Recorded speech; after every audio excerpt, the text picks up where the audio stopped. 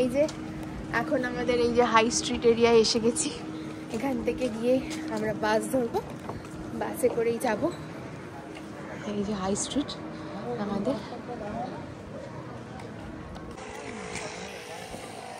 আজকে দেখো বাইরের ওয়েদারটা কি সুন্দর।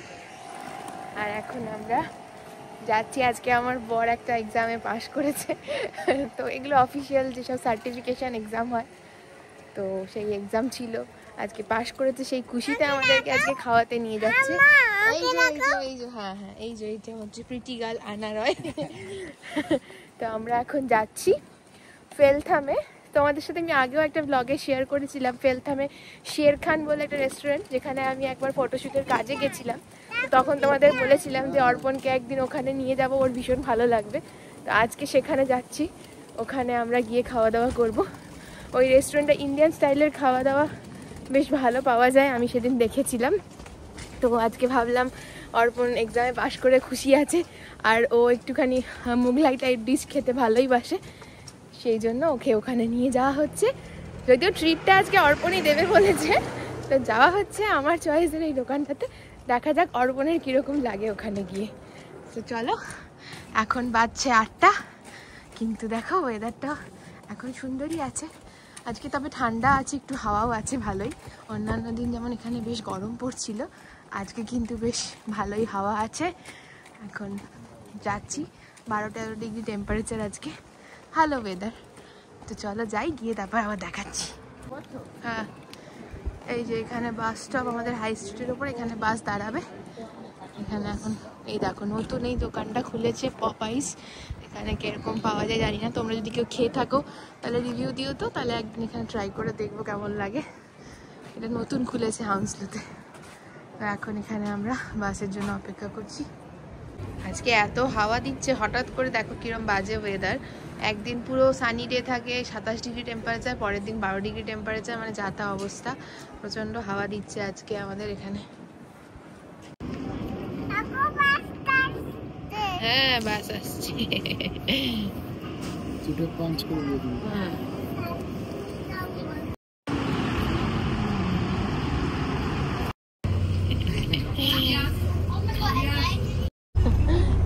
চকলেট পেয়ে গেছে আজকে। খুলে দাও।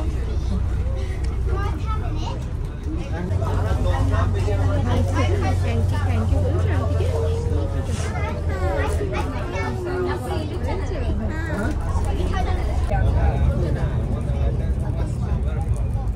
ইউ বলছি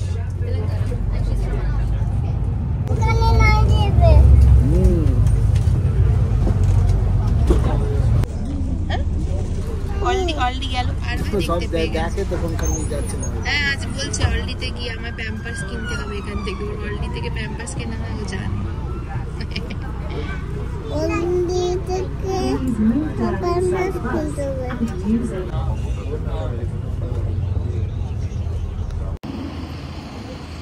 চারদিকে গাছে এখন কি সুন্দর ফুল ফোটে।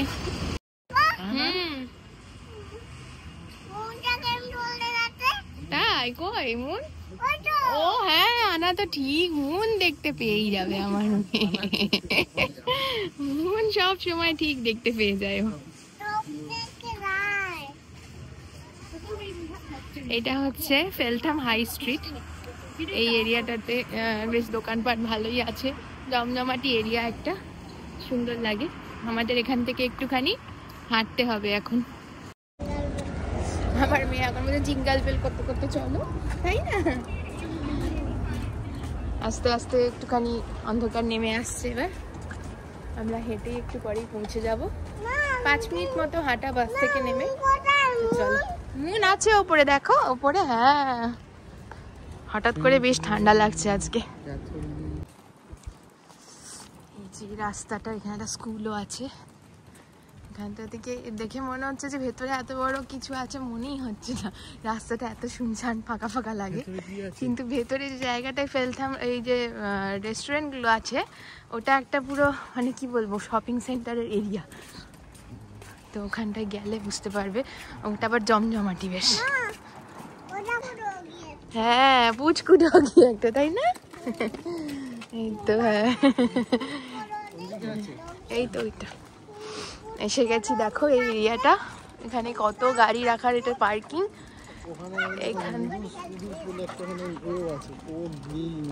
এখানে অনেক দোকান আছে, মানে এখানে জিম সেন্টার, রেস্টুরেন্ট, মানে যেরকম হয় না একটা পুরো মার্কেট প্লেস এরিয়া, ওরকম এখানে এটা পুরোটাই মার্কেট প্লেস এরিয়া একটা।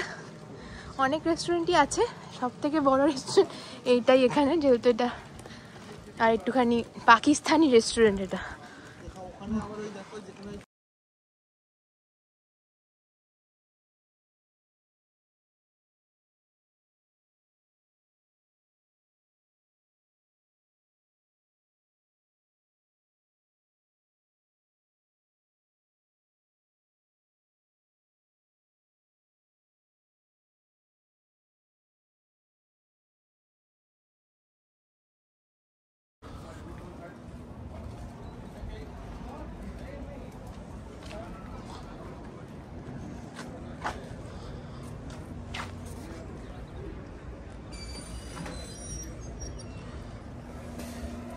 দাদা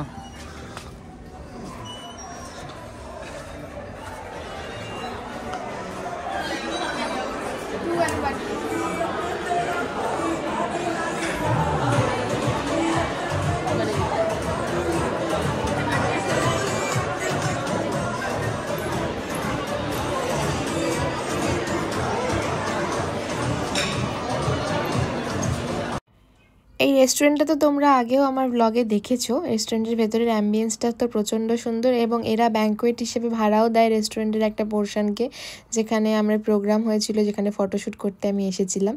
তো দেখো এই হচ্ছে ওদের মেনু কার্ড, অনেক কিছুই রয়েছে, অনলাইনেও তোমরা সার্চ করলে মেনু কার্ড পেয়ে যাবে।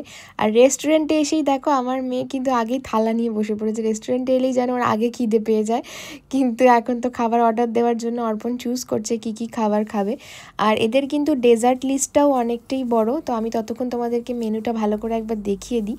অনলাইনে সার্চ করলে তোমরা রেস্টুরেন্টের নাম দিয়ে মেনু কার্ড দেখতে পেয়ে যাবে। তো অনেক কিছুই রয়েছে, মোগলাই ডিশ তো এখানে সব থেকে বেশি ফেমাস এই রেস্টুরেন্টটাতে। আর এদের সুইট ডেজার্ট যেগুলো আছে সেগুলোও কিন্তু খুব ভালো। তো আমি এখানে আমি যখন আগেরবার কাজে এসেছিলাম তখন আমি ডেজার্ট খেয়েও দেখেছিলাম, ভীষণ ভালো। তো অনেক কিছু অপশান রয়েছে, বাট আজকে অর্পণের দিন, আজকে অর্পণ যা চুজ করবে সেটাই খাওয়া হবে। তো দেখা যাক অর্পণ আজকে কি চুজ করে।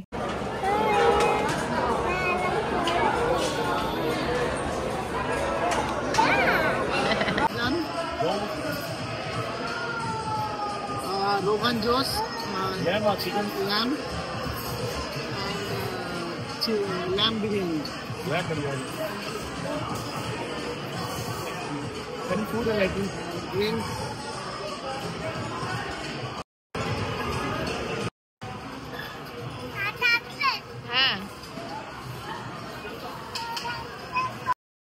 খাবারের অর্ডার তো দেওয়া হয়ে গেছে, বাট অর্পণ এখন ডিসাইড করছে ডেজার্ট বা ড্রিঙ্ক কিছু খাবে কিনা, কারণ এতগুলো খাবার অর্ডার দিয়েছে, সেটার সাথে কি রকম ড্রিঙ্ক বা ডেজার্ট ভালো লাগবে সেটাই ও চুজ করছে।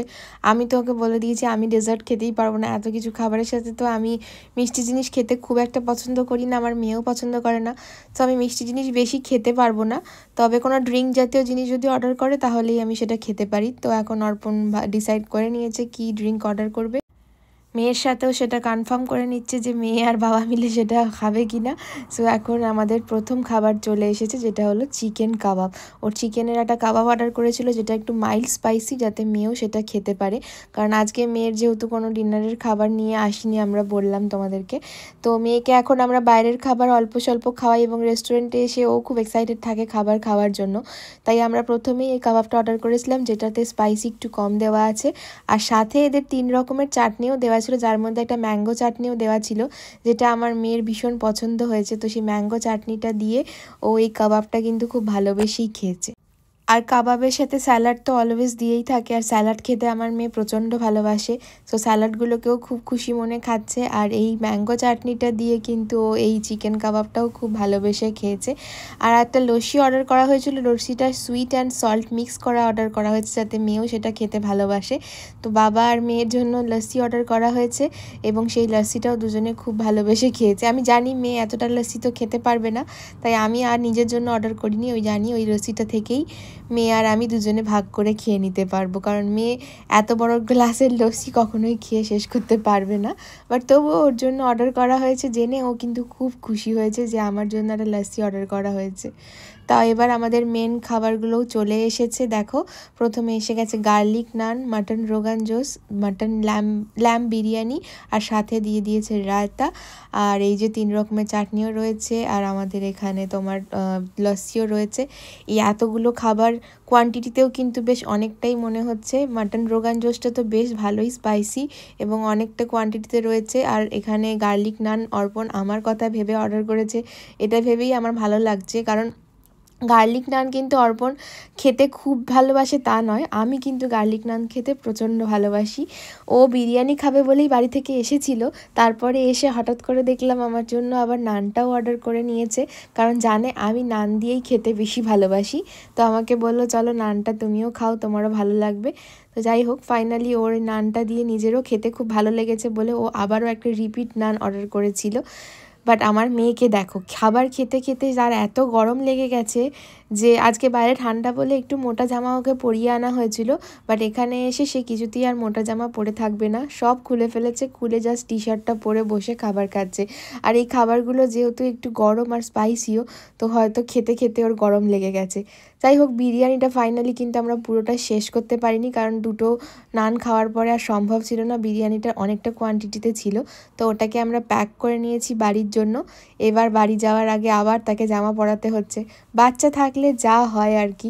বাড়ি যাওয়ার আগে আবার জামা পরিয়ে রেডি করানো হচ্ছে, কারণ এমনি তো বাইরেও টি শার্ট পরে গেলে প্রচণ্ড ঠান্ডা, আবার হাওয়া লেগে যাবে। তো এখন আবার জামা পরিয়ে জ্যাকেট পরিয়ে রেডি করতে হচ্ছে। বাচ্চাদের সাথে কোথাও যাওয়ার কিন্তু এইগুলোই একটা ব্যাপার, যে কখন ওদের কী মুড হয় বলা যায় না।